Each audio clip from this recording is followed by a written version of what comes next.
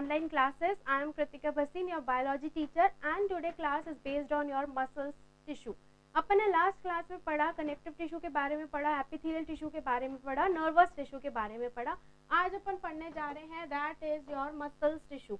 Muscles tissue क्या होते हैं, ठीक है.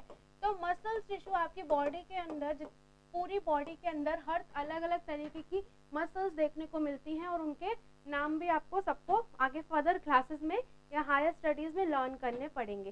तो जो मसल्स टिश्यू हैं बेटा वो आपकी बॉडी के अंदर अगर देखा जाए वो किस नेचर के होते हैं. They are contractile in nature.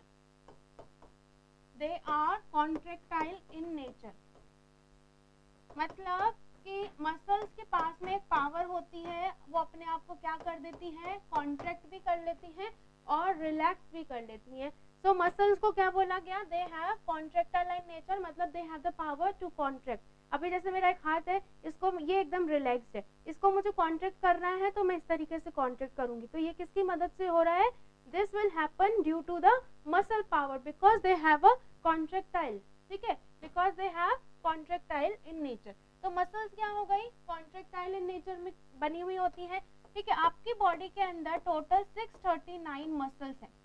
कितनी मसल्स है, 639 मसल्स हैं.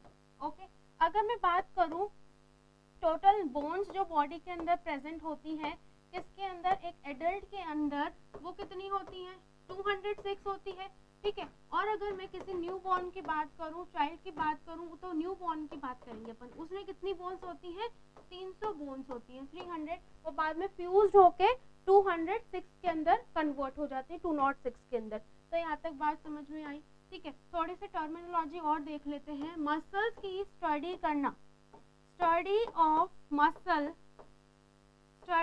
मसल इज नोन एज, कि मसल की स्टडी करना क्या कहलाता है, is known as myology. Is known as myology. की मसल्स की स्टडी करना क्या कहलाता है, मायोलॉजी कहलाता है. जैसे अगर सेल की बात करूं, सेल की स्टडी करना क्या कहलाता है, साइटोलॉजी कहलाता है. टिश्यू की स्टडी करना क्या कहलाता है, हिस्टोलॉजी कहलाता है. That is histology. ठीक है, ऐसे ही क्या करेंगे अपन आगे देखेंगे. ठीक है, ओके. सेल की स्टडी करना है साइटोलॉजी, टिश्यू की स्टडी करना है हिस्टोलॉजी एंड मसल की स्टडी करना is known as that is your myology. तो मसल्स क्या हो गई, कॉन्ट्रैक्टाइल होती हैं. ठीक है, आपकी जो बॉडी के अंदर मसल्स हैं वो कैसे जुड़ती हैं, देखिए जस्ट लाइक एक बोन है. Am I right here? That is bone. ठीक है, और यहाँ पर एक मसल प्रेजेंट है. इस तरीके से यहाँ पे एक मसल प्रेजेंट है. ये मसल कैसे जुड़ेगी, ये muscle with the help of tendon की मदद से जुड़ती है. किस तरीके से, यहाँ पर टेंडन मौजूद है और ये इस मसल को जोड़ेगा. ठीक है, कैसे जोड़ेगा, इस मसल को जोड़ के रखेगा कौन, tendon. The tendon which helps to make, tendon क्या करेगा, इस मसल को जोड़ के रखेगा. ये टेंडन है, ये क्या कर रहा है, इस मसल को जोड़ के रखेगा किससे, बोन से. तो यहाँ पर ये क्या हो गया, this is your tendon. This is your tendon. किसको जोड़ के रख रहा है, मसल को जोड़ के रख रहा है किससे, बोन से. समझ में आया, अपन ने पढ़ा था लास्ट कनेक्टिव टिश्यू के अंदर कि टेंडन का क्या काम होता है, लिगामेंट्स का क्या काम होता है, एपोन्यूरोसिस क्या होते हैं. तो क्या समझ में आया यहाँ से कि बोन से जब मसल जुड़ेगी वो किसकी मदद से जुड़ती है, टेंडन की मदद से जुड़ती है. ठीक है, अब अपन आगे देखेंगे एक पर्टिकुलर एक मसल का डायग्राम का अपन ट्रांसफर सेक्शन देखते हैं कि एक मैंने मसल्स ली और उस मसल को मैं ट्रांसवर्सली काट रही हूँ. तो मसल की जो सबसे आउटर मोस्ट लेयर होती है, the outermost layer of the muscles is known as perimysium. Is known as perimysium. क्या बोलेंगे उसको, पेरीमाइसियम या epimysium, epimysium. The outermost layer of the muscle is known as epimysium, not perimysium. ठीक है, क्या बोलेंगे इसको, epimysium बोलेंगे. The outermost muscle, the outermost layer of the muscle is known as epimysium. अब इसको कौन बनाता है, इसको एक डेंस इर्रेगुलर कनेक्टिव टिश्यू बनाता है. This is made up of dense irregular connective tissue. फिर उसके बाद में जो नेक्स्ट लेयर आती है बेटा वो किसकी आती है, मसल की लेयर आती है. The second layer of the muscle, ठीक है, is made up of directly muscle, और जो उसके बाहर की लेयर है that is known as epimysium. Okay, ठीक है. अब इसके बाद में इस मसल के अंदर क्या है, इस तरीके से मायोफिब या फिर मसल फाइबर्स प्रेजेंट होते हैं। क्या प्रेजेंट होते हैं? मसल फाइबर्स प्रेजेंट होते हैं, जो किसके बने हुए होते हैं? पेरीमाइसियम के बने हुए होते हैं। कौन? Muscle fibre. पेरीमाइसियम में कौन बनाता है इनको? डेंस इरेगुलर कनेक्टिव टिश्यू इनको बनाने में मदद करते हैं। ठीक, अब इनके अंदर भी क्या होते हैं, इस तरीके से क्या प्रेजेंट होते हैं, एक लेयर प्रेजेंट होती है, that is muscles fibres present होते हैं। ठीक है, और ये मसल्स फाइबर्स की जो लेयर है उसको बोलते हैं एंडोमाइसियम, और ये एरियोलर कनेक्टिव टिश्यू की बनी हुई होती है। तो बात समझ में आई? सबसे आउटर मोस्ट लेयर कौन सी है? एपिमाइसियम। एपिमाइसियम के बाद में जो सेकेंड लेयर है, this is known as perimysium, और जो थर्ड वन है that is known as your endomysium, जो किसकी बनी हुई है? एरियोलर कनेक्टिव टिश्यू की बनी हुई है। ठीक है, अब जो ये वाला जो बंडल है, this bundle is known as fascia. ठीक है, इस फेशिया के अंदर बहुत सारे मसल्स के फाइबर्स मौजूद होते हैं। इस बंडल के अंदर क्या है? बहुत सारे मसल्स के फाइबर मौजूद होते हैं। तो सबसे पहली लेयर कौन सी हो गई? एपिमाइसियम, सेकेंड लेयर पेरीमाइसियम, फिर एंडोमाइसियम। ठीक है, अब अपन एक मसल फाइबर की स्टडी करेंगे आगे। देखो कि मसल फाइबर क्या करते हैं। जो मसल्स के फाइबर है, ठीक है, ये इसकी जो स्ट्रक्चरल और फंक्शनल यूनिट है वो क्या कहलाती है? सार्कोमेयर कहलाती है। This is known as your sarcomere. Muscle fibre की जो यूनिट है, functional unit, this is known as sarcomere. तो मसल फाइबर में सार्कोमेयर किस तरीके से प्रेजेंट होते हैं? देखो, सबसे पहले अपन एक बनाते हैं, दैट इज जेड लाइन। ठीक है, इस तरीके से। ओके, जेड लाइन के बीच में एक प्रेजेंट होती है, that is your M line, is also known as mid line. ठीक है, इस मिड लाइन के यहाँ पर मौजूद होता है इस तरीके से मायोसिन। क्या मौजूद होगा? मायोसिन। कहाँ पर? एम लाइन में। और यहाँ से प्रेजेंट होता है दैट इज एक्टिन। ये कैसा होता है dear student? This is thin in nature, है ना। तो इसको अपन थोड़ा थिन बनाइए। यहाँ पे क्या प्रेजेंट होता है? एक्टिन प्रेजेंट होता है। ठीक है, और ये जेड लाइन भी अपन थोड़ा करेक्ट करते हैं इसको। देखिए,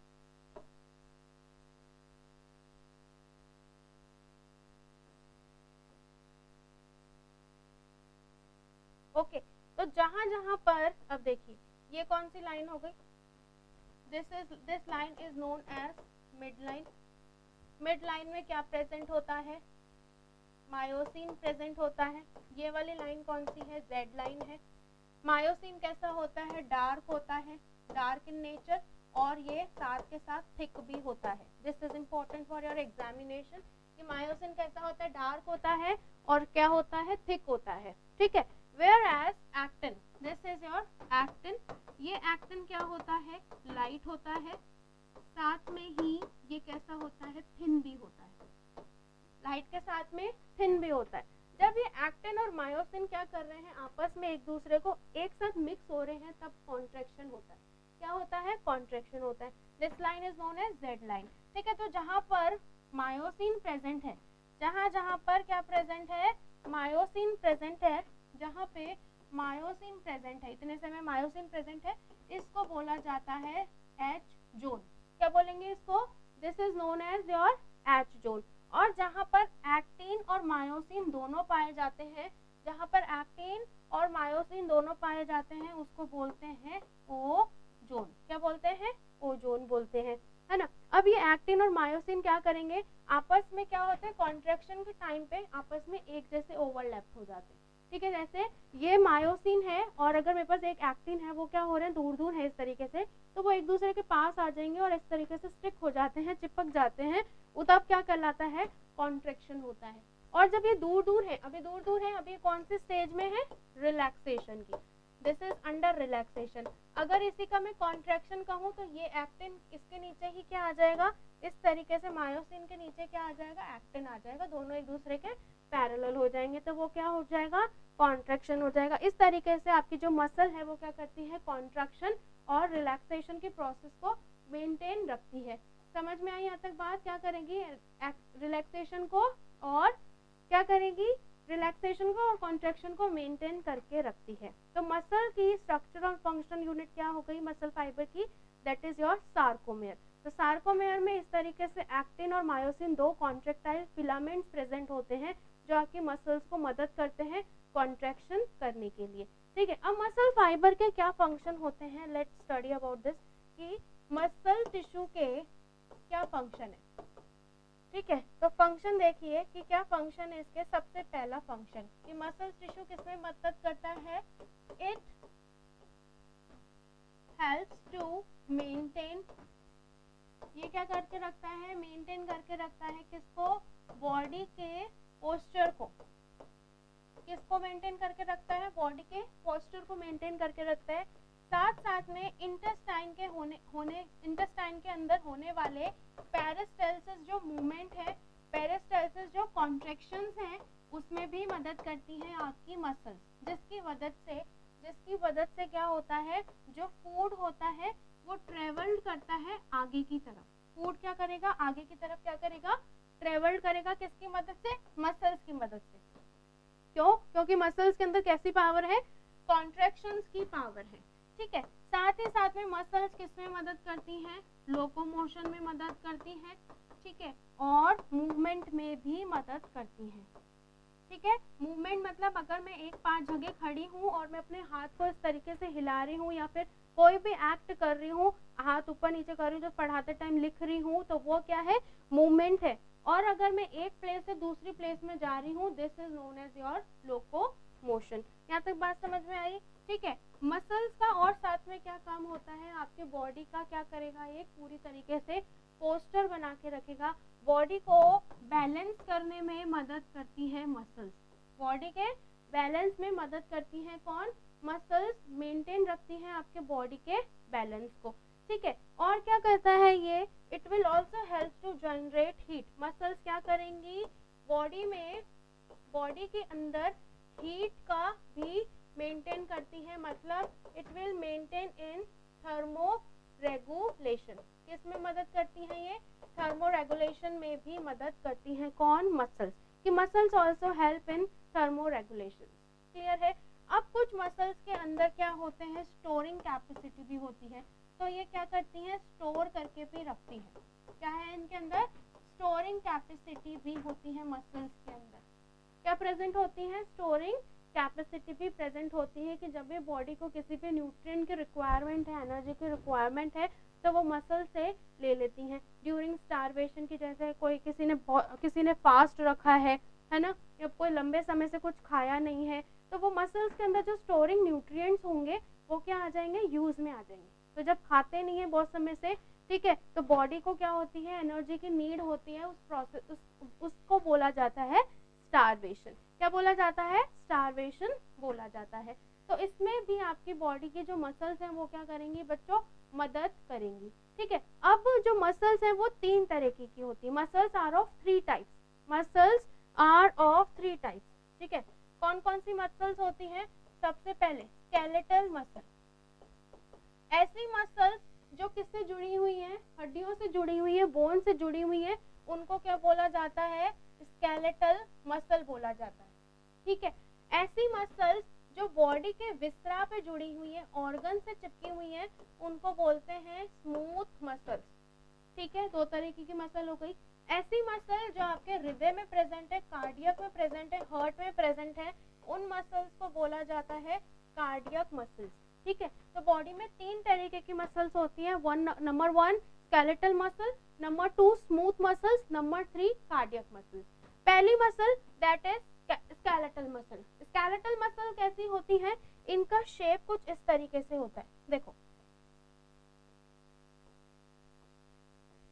थोड़ा डायग्राम में आई विल टेक टाइम, तो देखिए ध्यान दीजिए। स्केलेटल मसल्स इस तरीके से होती हैं, और अभी इसको थोड़ा सा और इलेबोरेट करेंगे, wait.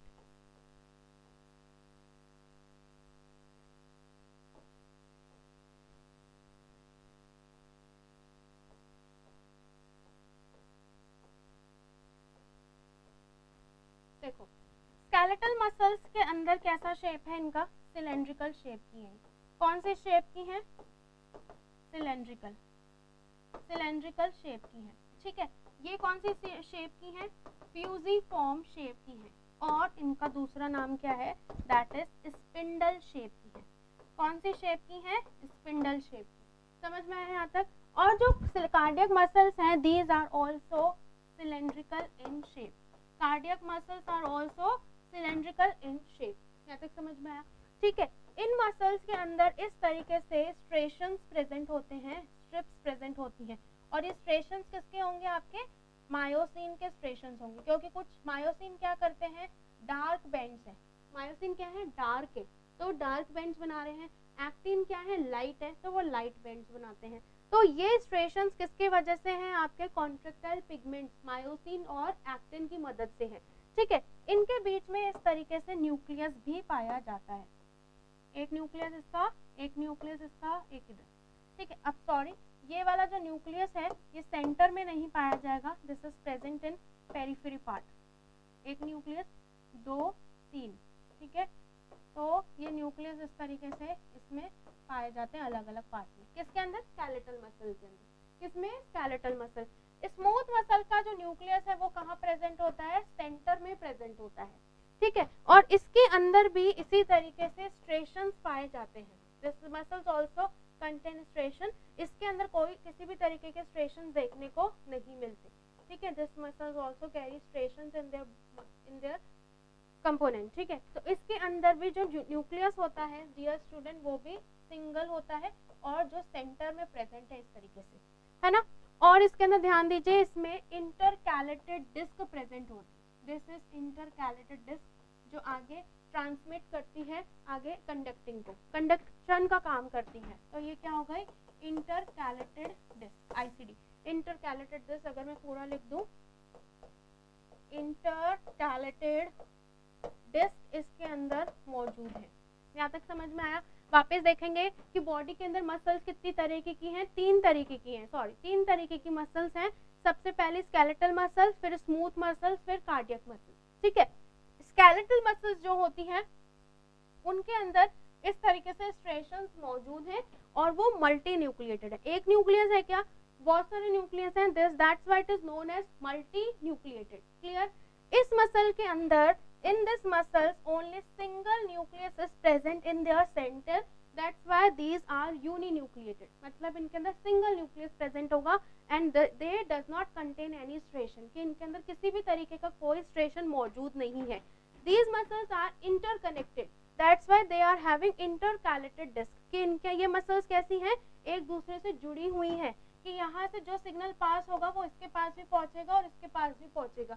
And they are also having striations, and they are having what, single nuclei, कि इनके भी एक पर्टिकुलर पार्ट में सिर्फ एक ही न्यूक्लियाई प्रेजेंट है। तो अपन एक और इनके आगे सब पॉइंट्स लिख ले कि अभी तक अपन ने क्या देखा, इसका शेप देखा है।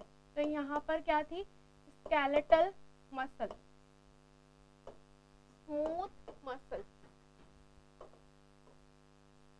And cardiac muscle, and cardiac muscle, ठीक है।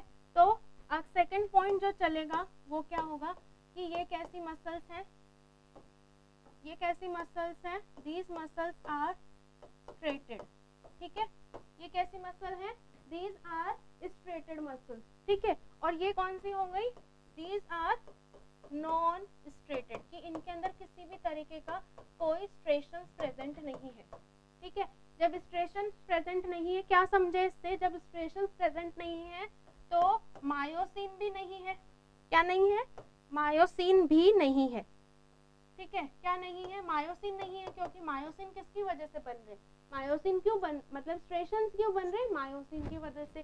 तो मायोसिन भी नहीं है इनके अंदर, और एक्टिन भी नहीं है, ठीक है। तो स्मूथ मसल्स में किसी भी तरीके का कॉन्ट्रैक्शन देखने को नहीं मिलता, मिलेगा किसके अंदर, कार्डियक मसल के अंदर और स्केलेटल मसल के अंदर, कि यस मैम इनके अंदर कॉन्ट्रैक्शन जो होंगे, ठीक है, जो कॉन्ट्रैक्शंस होंगे या फिर रिलैक्सेशंस जो होंगे वो क्या होंगे, प्रेजेंट होंगे, क्या होंगे, प्रेजेंट होंगे। लेकिन इन मसल्स के अंदर देयर इज नो कॉन्ट्रैक्शन, यहाँ पर किसी भी तरीके का कोई कॉन्ट्रैक्शन देखने को नहीं मिलेगा। ये स्मूथ मसल्स हैं, कहाँ प्रेजेंट होंगी अभी बताएंगे। और इनके अंदर क्या होगा, these muscles having, yes these muscles are striated muscles, कि ये भी कैसी मसल्स हैं, स्ट्रेटेड मसल्स हैं। कैसी मसल्स हैं, these are also striated muscles. So क्या कहेंगे अपन, so they also help in, so they help in contraction, कि ये किस में मदद करेंगी, कॉन्ट्रैक्शन में मदद करेंगी और एज वेल एज रिलैक्सेशन में भी मदद करेंगी। रिलैक्सेशन होगा तभी तो बच्चों हार्ट के अंदर क्या होगा, ब्लड का क्या होगा, ब्लड का वापस से फिलिंग होगी, और कॉन्ट्रैक्शन होगा तभी तो वो अपने उसके अंदर जो क्या भरा हुआ है, ब्लड भरा हुआ है, वो बाहर निकालेगा। यही समझते हैं अपन कि जब अपन क्या पढ़ रहे हैं, कार्डियोवैस्कुलर सिस्टम जब अपन पढ़ेंगे, आपने 11th-12th में जो सर्कुलेटरी सिस्टम पढ़ा है उसमें आपने यही देखा है कि जो हार्ट है उसके पास में एक पंपिंग एबिलिटी होती है, कि वो कॉन्ट्रैक्ट करता है तब तो वो अपने ब्लड को बाहर निकाल देता है, इजैकुलेट करता है, ठीक है। और जब वो रिलैक्स होता है तब उसके एट्रियम और वेंट्रिकल्स के अंदर क्या होते हैं बच्चों, फिलिंग होती है किसकी, ब्लड की। तो वो किसकी मदद से हो रही है, इन स्ट्रेशंस की मदद से हो रही है, कि उनकी जो मसल्स हैं उसमें इस तरीके से स्ट्रेशंस मौजूद हैं, और वो किसकी वजह से मौजूद हैं, contractile pigments that is myosin और एक्टिन की मदद से मौजूद हैं, जो फर्दर आके क्या कर रहे हैं डियर स्टूडेंट, वो फर्दर आके क्या कर देंगे, फर्दर आगे आके क्या करेंगे, कॉन्ट्रैक्शन के अंदर मदद करेंगे। और इन कॉन्ट्रैक्शन की मदद से जो आपकी बॉडी के अंदर क्या देखने को मिलेंगे, मूवमेंट्स देखने को मिलेंगे, चाहे वो स्केलेटल मसल हो चाहे वो कार्डियक मसल हो। और स्मूथ मसल के अंदर किसी भी तरीके का कॉन्ट्रैक्शन नहीं होता, तो इसलिए इसके अंदर कोई भी आपको ऐसा मूवमेंट देखने को नहीं मिलेगा। ये कहाँ प्रेजेंट होंगी, नेक्स्ट पॉइंट है कि ये कहाँ प्रेजेंट होंगी, यहाँ पर फिर से अपन एक बार लिख देते हैं, दैट इज, कोई बच्चा कंफ्यूज नहीं हो, that is skeletal muscle, smooth muscle and cardiac muscle, ठीक है। तो कहाँ पे कौन कौन सी मसल्स प्रेजेंट हैं, देखिए these muscles are present, last जो पॉइंट चल रहा था, जो लास्ट पॉइंट था that is point number 2 and this point number 3, कि ये जो मसल्स है वो कहाँ प्रेजेंट होंगी, these muscles are present in near bones, कि ये बोन से चिपकी हुई होंगी, ठीक है। और ये वाली जो मसल्स हैं ये कहाँ प्रेजेंट होंगी, विसरा पे प्रेजेंट होंगी। विसरा मतलब ऑर्गन्स के वहाँ पर स्मूथ मसल्स प्रेजेंट होती हैं, जो सपोर्ट का, स्ट्रेंथ का और प्रोटेक्शन का काम करती हैं। और जो कार्डियक मसल्स हैं वो आपके हार्ट में प्रेजेंट होंगी। हृदय की जो मसल्स हैं वो कौन सी मसल्स हैं, कार्डियक मसल्स हैं, ठीक है। जब आपको सर्कुलेटरी सिस्टम पढ़ाएंगे तब आपको बताएंगे कि हार्ट की 3 लेयर होती हैं, और वो तीनों लेयर किस किस टिश्यू की बनी हुई होती हैं, वो चीज वहां डिस्कस करेंगे, ठीक है। तो यहाँ तक समझ में आया। अब ध्यान दीजिए, जो स्केलेटल मसल है वो कैसी होती है, अंडर कंट्रोल होती हैं, अपन उनको कंट्रोल कर सकते हैं। तो जिन मसल्स को कंट्रोल कर सकते हैं, these muscles are known as voluntary muscles. जिन मसलों को कंट्रोल कर सकते हैं, जिन मांसपेशियों को कंट्रोल किया जा सकता है, वो मसल्स वॉलेंट्री मसल्स कहलाती हैं। तो स्केलेटल मसल्स क्या हो गई, voluntary in nature. Smooth muscles are never controllable, smooth muscles कभी भी कंट्रोल नहीं होती, इसलिए इनको इनवॉलेंट्री मसल बोलते हैं, ठीक है। और जो कार्डियक मसल है वो भी क्या होती हैं, इनवॉलेंट्री होती हैं, कि ये भी मसल्स कभी भी कंट्रोल में नहीं आती हैं। क्यों, आप अपने हृदय की धड़कनों को रोक सकते हो क्या, नहीं रोक सकते, इसलिए इनको क्या बोलते हैं, इनवॉलेंट्री बोलते हैं। अब स्केलेटल मसल्स हैं, जैसे इस तरीके से मैं अपने हैंड को ऊपर नीचे अप डाउन कर रही हूँ, तो वो क्या हो गई, मेरे कंट्रोल में हो गए। अगर मैं चाहूँ ऊपर रखना चाहूँ, हाथ को मैं रख सकती हूँ, नीचे लाऊं तो नीचे भी ला सकती हूँ। तो this is are under control, this is are under conscious control, that's why these muscles are known as voluntary, smooth muscles are known as involuntary and cardiac muscles is known as involuntary। यहाँ तक बात समझ में आई। आगे देखिए, जो इनका nucleus होगा, मैंने अभी बताया, वो कहाँ प्रेजेंट होगा, पेरीफेरी पे प्रेजेंट होगा। न्यूक्लियस कहाँ प्रेजेंट होगा, पेरीफेरी में प्रेजेंट होगा। ये न्यूक्लियस प्रेजेंट होता है पेरीफेरी में, इसके अंदर अगर मैं लिखूं तो जो न्यूक्लियस होगा वो कहाँ पे प्रेजेंट होगा डियर स्टूडेंट, सेंटर में। कहाँ प्रेजेंट होगा, सेंटर में। और इसके अंदर भी जो न्यूक्लियस है, जो इसके अंदर भी न्यूक्लियस है वो कहाँ प्रेजेंट हो रहा है, जो न्यूक्लियस है वो कहाँ प्रेजेंट हो रहा है, सेंटर में ही प्रेजेंट हो रहा है। कि न्यूक्लियस कहाँ है, न्यूक्लियस जो है वो भी सेंटर के अंदर ही प्रेजेंट है। कि न्यूक्लियस कहाँ प्रेजेंट है, सेंटर के अंदर प्रेजेंट है। यहाँ तक बात समझ में आई कि न्यूक्लियस कहाँ प्रेजेंट होगा, सेंटर के अंदर प्रेजेंट होगा। क्लियर है। नेक्स्ट अपन जो पढ़ेंगे वो देखेंगे दैट इज, वापस से डिवाइड कर देते हैं, skeletal muscle, smooth muscle and cardiac muscle. ठीक है। इसके अंदर इंटर जो कैलेटेड डिस्क है, इंटरकैलेटेड डिस्क होती है क्या, मैंने अभी बताया आपको होती है, नहीं होती है, एब्सेंट होती है। ठीक है। इसके अंदर भी एब्सेंट होती है, इसके अंदर इंटरकैलेटेड डिस्क प्रेजेंट होती है, इसलिए एक मसल दूसरी मसल से इसमें कनेक्ट रहती है। कि हार्ट में एक बार इलेक्ट्रिसिटी जनरेट हुई तो वो पूरे हार्ट में फैलेगी। ठीक है। इसलिए इसके अंदर इंटरकैलेटेड डिस्क जो होती हैं वो प्रेजेंट रहती है। आपको लोकेशन समझ में आ गई। ठीक है। इंटरकैलेटेड डिस्क समझ में आ गया, न्यूक्लियस समझ में आ गया। ठीक है। और साथ ही साथ में न्यूक्लियस इनके अंदर कैसे होंगे, इसमें जो न्यूक्लियस है वो कैसा होगा बच्चों, दिस इज मल्टी न्यूक्लिएटेड। कि ये कैसे हैं, मल्टी न्यूक्लिएटेड है। ठीक है। ये कैसे हैं, सिंगल न्यूक्लिएटेड है, तो अपन इसको यूनी न्यूक्लिएटेड भी बोल सकते हैं। ठीक है। इसके अंदर सिंगल न्यूक्लियस प्रेजेंट है, सिंगल न्यूक्लियस प्रेजेंट। ठीक है। और कहाँ प्रेजेंट है, सेंटर में प्रेजेंट है। और यहाँ पर भी क्या प्रेजेंट है, सिंगल न्यूक्लियस प्रेजेंट है, इसके अंदर भी सिंगल न्यूक्लियस प्रेजेंट है, इसमें भी। यहाँ तक बात समझ में आई कि इसमें भी क्या प्रेजेंट है, सिंगल न्यूक्लियस प्रेजेंट है। अब अपन इसकी ब्रांचिंग की बात करें, जब इंटरकैलेटेड डिस्क है तो जिसके अंदर आईसीडी है, इंटरकैलेटेड डिस्क है, वो तो क्या हो जाएगी, ब्रांच्ड हो जाएगी। ठीक है, ब्रांच हो जाएंगी। ठीक है। और ये दोनों कैसी हो जाएंगी, अनब्रांच्ड। ये भी अनब्रांच और ये भी अनब्रांच, की एक दूसरे से जुड़ी हुई नहीं है। ठीक है। अब एक दूसरे से जुड़ी हुई नहीं है तो ध्यान दो, एक दूसरे से, जस्ट फॉर एग्जाम्पल एक इस तरीके से मसल का फाइबर है। ठीक है। ये दूसरा मसल का फाइबर हो गया, है ना। तो जो मसल ब्रांच्ड है उनके पास तो सिर्फ और सिर्फ इस तरीके से एक ही न्यूरॉन काम करेगा। क्या करेगा, एक ही न्यूरॉन काम करेगा। और जो अनब्रांच्ड है उनके पास क्या होंगे, अलग अलग उनके न्यूरॉन्स होंगे। ठीक है। कि जैसे कुछ न्यूरॉन को हाथ में सिग्नल देना है तो वो हाथ में दे रहे हैं, थंब में देना है तो थंब में ही देंगे। ठीक है, इस तरीके से। और अगर कुछ न्यूरॉन, कुछ मसल्स ब्रांच हैं तो उसमें एक सिग्नल से सारी मसल्स अपना काम करना स्टार्ट करेंगी। तो जिस मसल के अंदर अपने अपने न्यूरॉन से सिग्नल्स रिस्पॉन्सिबल होते हैं उनको सिंगल यूनिट मसल्स बोलते हैं। क्या बोलते हैं, सिंगल यूनिट मसल्स बोलते हैं। और ऐसी मसल्स जिसके पास हर किसी को सिग्नल्स के लिए अलग अलग न्यूरॉन्स की जरूरत है, ठीक है, सिग्नल्स की जरूरत है, उसको क्या बोलेंगे, these muscles are known as multi unit muscles. These muscles are known as multi unit muscles. These muscles are known as multi unit muscles.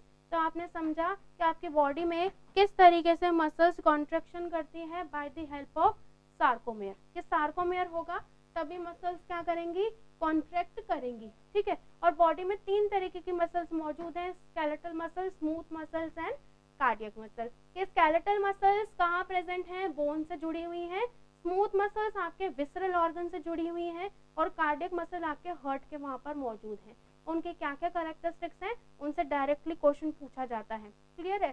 तो अपन नेक्स्ट क्लास में इनके एमसीक्यूज के बारे में भी स्टडी करेंगे। So dear, thank you so much for watching this class. Okay.